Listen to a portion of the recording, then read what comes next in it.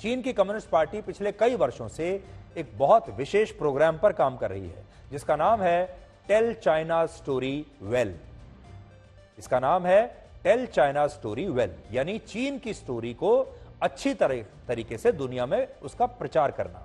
यह चीन का एक प्रोपेगेंडा कैंपेन है जिसके तहत वो अलग अलग देशों के ऐसे पत्रकारों को खरीदकर अपनी जेब में रख लेता है जो स्वतंत्र पत्रकारिता और अभिव्यक्ति की आजादी के नाम पर चीन का प्रोपेगेंडा लोगों के बीच बड़ी चालाकी से रख सकते हैं। और चीन ने इसके लिए भारत में न्यूज क्लिक और कुछ यूट्यूब पत्रकारों को चुना और चीन ऐसा दूसरे देशों में भी कर चुका है। अब आप देखिए, एक कंपनी के बारे में खुलासा हम आपके सामने कर रहे हैं, न्यूज क्लिक। इस एक कंपनी को चीन ने 38 करोड़ रुपए पहुंचा दिए। अब हमारे देश में न जाने और कितने ऐसे कार्यकर्ता होंगे, कितने ऐसे नेता होंगे, कितने ऐसे पत्रकार होंगे जो इसी तरह चीन से पैसा ले रहे होंगे। और आज हम ये कहना चाहते हैं कि भारत सरकार को इस पूरे मामले की अच्छी तरह से जांच करनी चाहिए। न्यूज क्लिक के ऊपर तो एनफोर्समेंट डायरेक्टरेट की रेड पहले ही 2021 में पड़ चुकी है, लेकिन तब जब ये रेड हुई थी तो ये सारी की सारी लॉबी एक साथ मिलकर सरकार के पीछे पड़ गई थी क्योंकि इन्हें अपने आप को बचाना था। लेकिन ऐसे बहुत सारे पत्रकार अभी हमारे देश में हैं, जब उनकी जांच होगी, जब उनके अकाउंट्स चेक किए जाएंगे कि ये पैसा उनके पास आ कहां से रहा है। आप भी देखते होंगे बहुत सारे पत्रकार यूट्यूब पर हैं, डिजिटल स्पेस पर हैं, वो लगातार भारत विरोधी कंटेंट आपके सामने रखते हैं।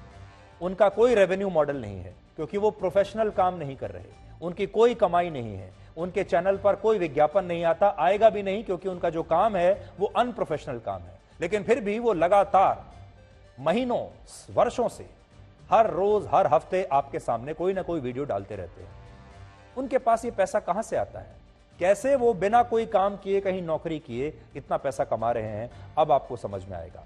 उदाहरण के लिए आप में से बहुत सारे लोगों ने सोलोमन द्वीप का नाम शायद कभी नहीं सुना होगा, लेकिन ये एक देश है सोलोमन आइलैंड्स।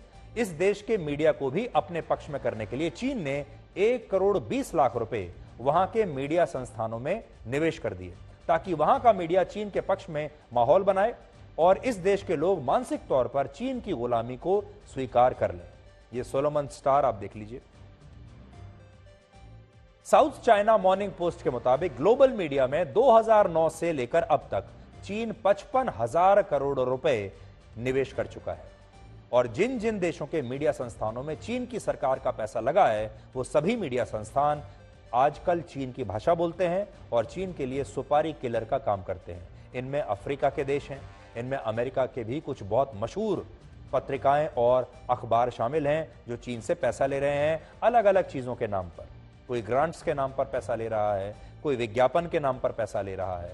अमेरिका की टाइम मैगजीन में चीन ने वर्ष 2016 से 2020 के बीच लगभग 6 करोड़, फाइनेंशियल टाइम्स में 3 करोड़, लॉस एंजलिस टाइम्स में 8 करोड़ रुपए निवेश किए। और चीन इन सभी देशों के मीडिया संस्थानों, अखबारों और न्यूज पोर्टल में इसलिए निवेश कर रहा है ताकि उसे लोगों की नजरों में विलेन से हीरो बनाया जा सके। यह ठीक वैसा ही है जैसे फिल्मों के जरिए कुख्यात अपराधियों और आतंकवादियों को आपके सामने इस तरह पेश किया जाता है कि लोगों को उनसे हमदर्दी होने लगती है।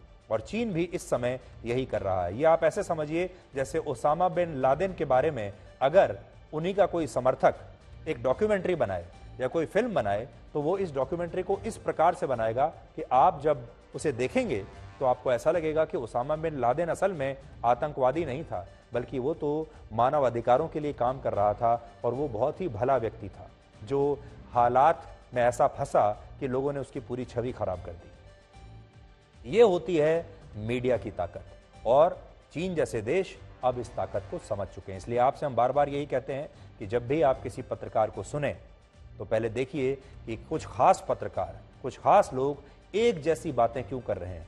आपको कई बार इन लोगों से बात करके या इनके प्रोग्राम्स देख के लगेगा कि इनकी स्क्रिप्ट एक जैसी है। इसका मतलब ये स्क्रिप्ट कहीं बाहर से लिखकर आ रही है। अब बड़ी बात यह है कि आज लोकसभा में भी बीजेपी के सांसद निशिकांत दुबे ने न्यूज क्लिक में चीन की फंडिंग को राष्ट्रीय सुरक्षा के लिए चिंता का विषय बताया है और इस पर कांग्रेस पार्टी पर भी कई आरोप लगाए हैं और उनसे सवाल पूछे हैं। कल जो है सर, कल मेरी बात पर जो है बड़ा हंगामा हुआ, न्यूज क्लिक के ऊपर बड़ा हंगामा हुआ। आज प्रेस कॉन्फ्रेंस हुआ सर, प्रेस कॉन्फ्रेंस में मैं एक बताऊं, यदि न्यूज क्लिक का नाम यदि डिलीट ये रेस्टोर हो गया, कांग्रेस को क्या समस्या है सर? न्यूज क्लिक आपका कौन लगता है? पुरकास्ट का नाम यदि रेस्टोर हो गया, पुरकास्ट आपका क्या लगता है? रोहिणी सिंह, अभिसार शर्मा या कोई भी मान लीजिए ठाकुर रंजन प्रागता, यदि उसका डिलीट हो गया नाम या एक्सपंज से फिर बाहर आ गया, आपको क्या परेशानी है? आपका कोई मतलब नहीं है। और मैं ऑन रिकॉर्ड एक और रिविलेशन करना चाहता हूं सर, कि सीपीएम के जो जनरल सेक्रेटरी, पूर्व जनरल सेक्रेटरी थे प्रकाश कारात साहब, उनका पूरा का पूरा मेल मैं ऑन रिकॉर्ड आपको लाना चाहता हूं कि जो वो नेवेली राय सिंघम था उसके साथ उनके हजारों मेल हैं, और जब आप कहेंगे मैं ऑन रिकॉर्ड उसको पेश कर दूंगा सर कि सीपीएम किस तरह से देशद्रोही पार्टी के साथ है। हम तो आइडियोलॉजी में मानने वाले हैं।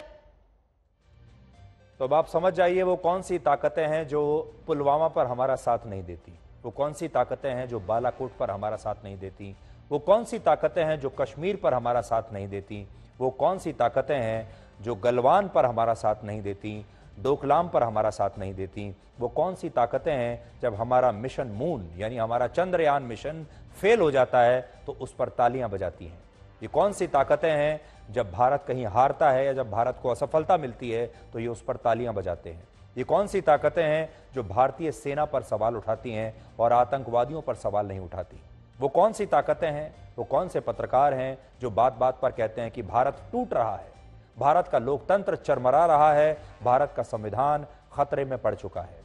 अब आप समझ गए होंगे कि ये कौन सी ताकतें हैं, उनके चेहरे क्या हैं, उनकी कंपनियां क्या हैं और उनके पीछे कौन है और कौन उन्हें रिमोट कंट्रोल से संचालित कर रहा है। और इन सब का रिमोट कंट्रोल, इन सब की जो कलम है, इन सब का जो पेन है, वो चलता है पैसे से, और ये पैसा आता है चीन जैसे देशों से।